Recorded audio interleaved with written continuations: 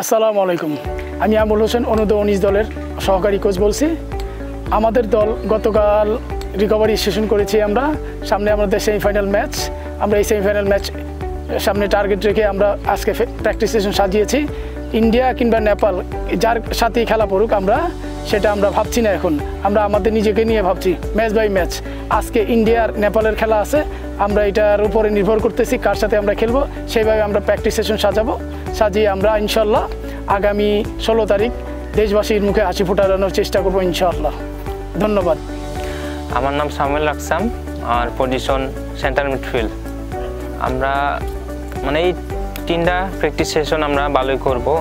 লক্ষ্য সেমিফাইনাল যেই পড়ুক আমাদের সাথে, ইন্ডিয়া বা নেপাল, আমরা মনে করি লক্ষ্য আমরা একটাই, আমরা ম্যাচ জিতবো। আসসালামু আলাইকুম, আমার নাম Ashikur Rahman, position central defender. আজকে আমরা একটা ট্রেনিং সেশন করছি। আমরা আগামী সেমিফাইনাল খেলার আগে আরও 2টা ট্রেনিং সেশন পাবো। আমাদের লক্ষ্য আমরা ঠিক আছি।